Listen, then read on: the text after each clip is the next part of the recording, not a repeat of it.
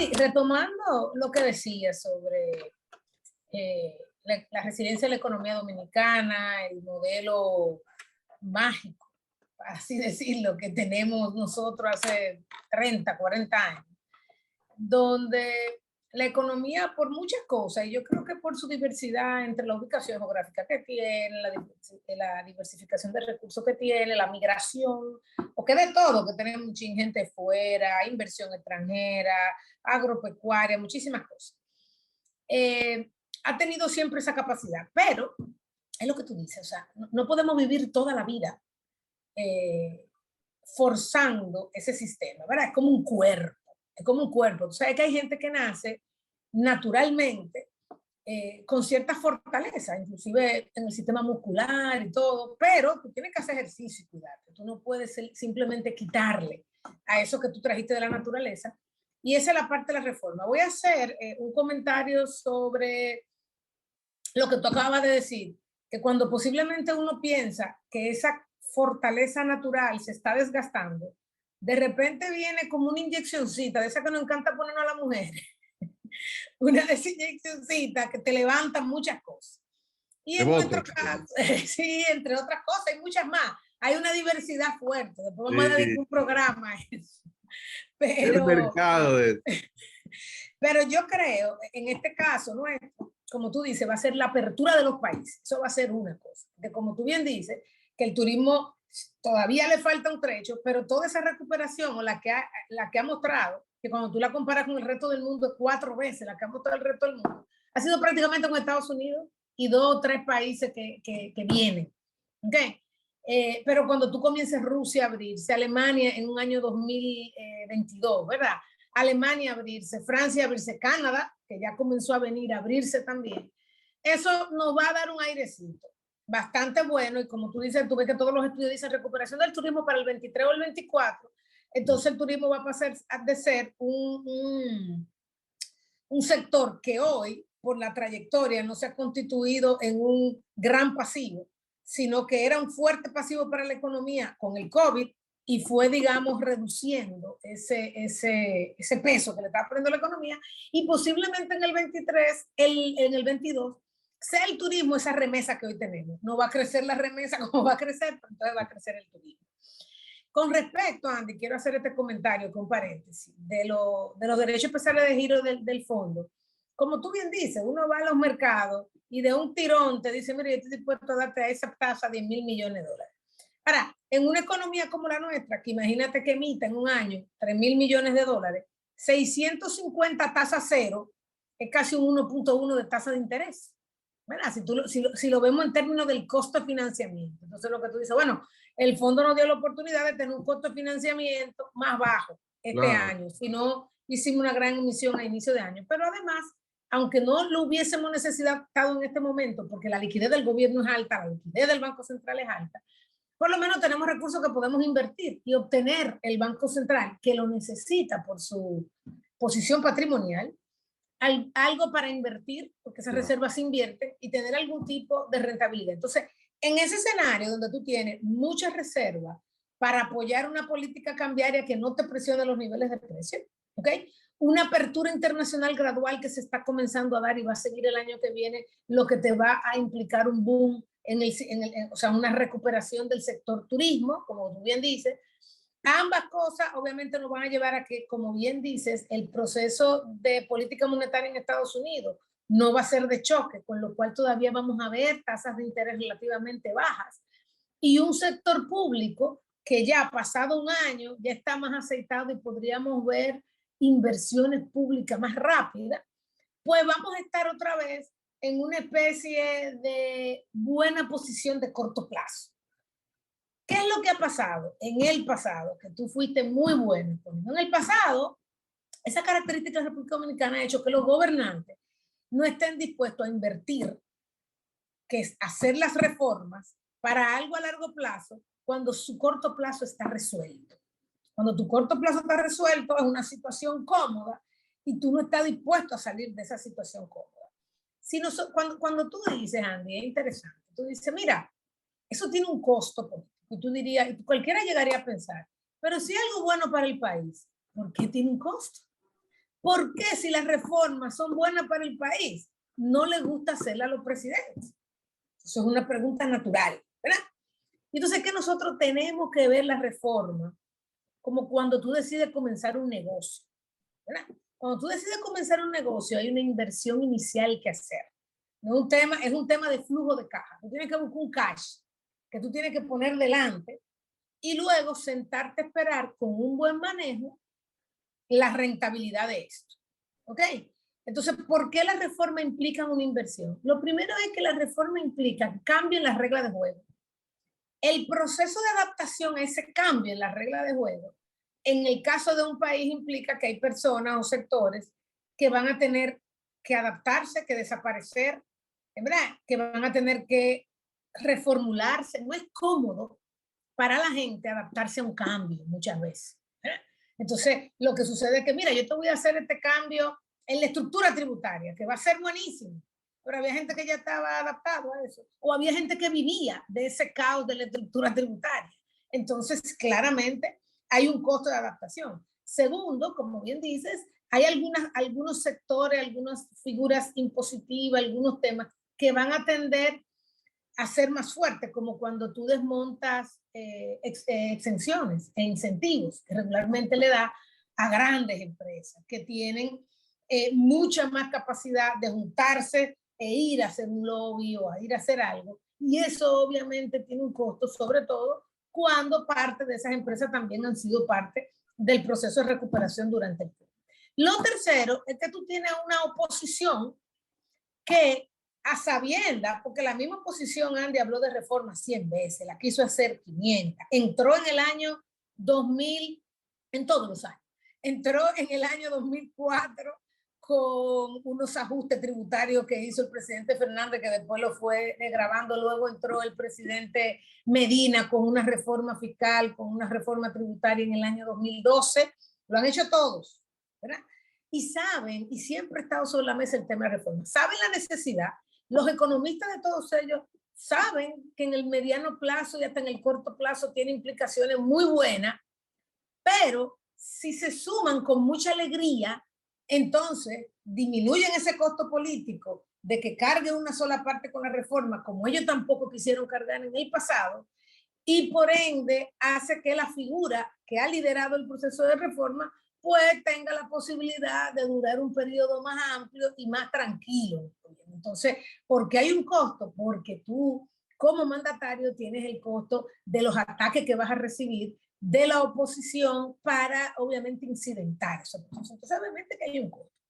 Ahora, ¿cuál es el tema del costo? Desde el año pasado, Andy, con el COVID, no fue fácil entrar a un gobierno nuevo donde tú tenías que aprender, ver, revisar, ver si lo que había era como te habían dicho, como no te habían dicho, fortalecer los procesos de transparencia, ser más duro, llegar en ese entorno sin dinero, endeudarte, ya un nivel de ataque con el endeudamiento, mantener un sistema de salud y gestionar un sistema de salud, salir de turismo, ya tú vienes con eso, que posiblemente en una situación que no fuese así, el nivel de popularidad de un presidente hubiese estado todavía por las nubes, a pesar de que ha hecho cosas muy buenas.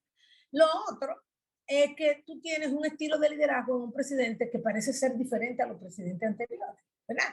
Y quizá también porque las reglas del juego cambiaron. O sea, tú tienes hoy mucha gente, como veía yo un comentario esta mañana, que se han vuelto políticos a través de las redes sociales, ¿verdad? Se han vuelto oposición o no oposición a través de las redes. Y tú tienes una respuesta de un líder que dice, mira, yo quiero, como tú dices, hacer la reforma, quiero concertar, quiero comunicarme contigo en tu mismo lenguaje, le dice a la gente, y entonces mantiene una actividad fuerte en el ámbito de las redes sociales, muy positivo, muy de avanzada, cuando lo vemos desde el punto de vista de manejo de las redes sociales.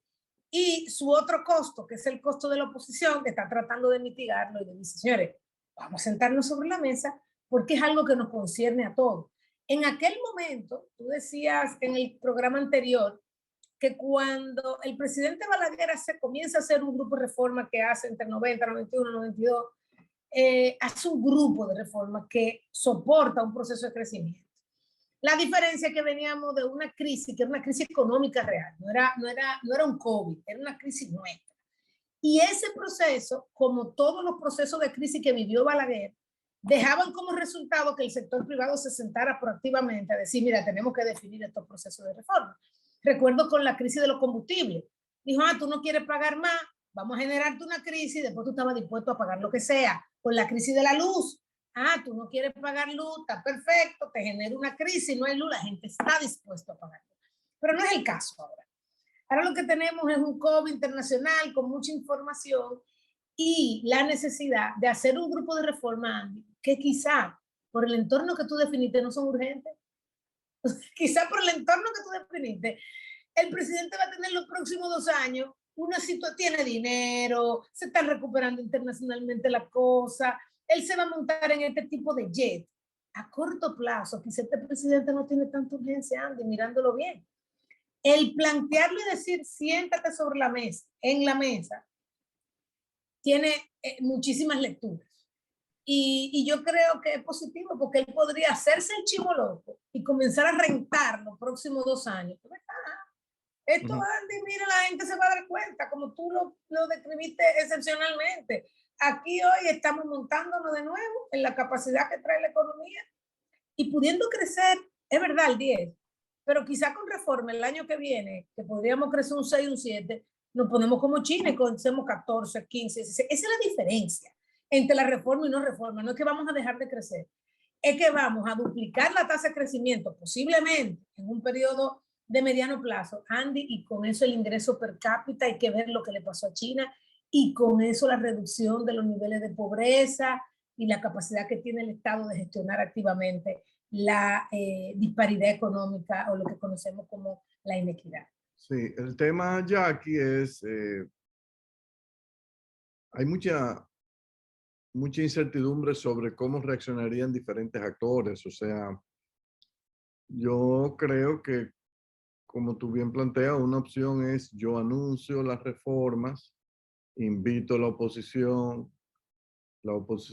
se niega a colaborar y yo no quiero hacer uso de mi mayoría congresual para pasar una reforma que en consecuencia tendría una marca 100% PRM, presidente Abinader, porque sé que algunas de esas reformas derivan en algunos costos políticos en un país donde la información se distorsiona mucho y donde no tenemos garantizado que en el Estado existe hoy día una capacidad comunicacional para defender, explicar y transmitir los beneficios de esa reforma a la mayor parte de la población, cuando ésta simultáneamente va a ser inundada con disparates, tonterías, mentiras, falsedades, a través de la prensa, la televisión, la radio y sobre todo las redes sociales.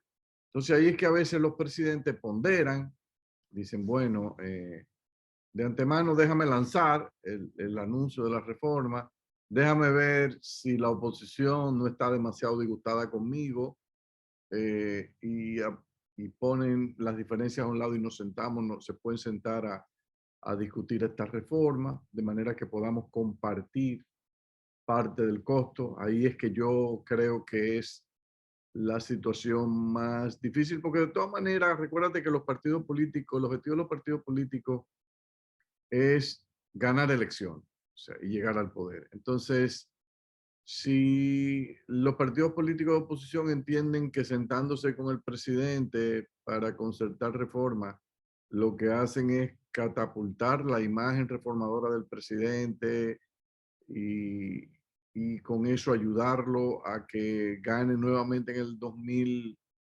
2024, entonces podría haber una situación ahí, un impasse que ellos lo haga repensar 2 veces.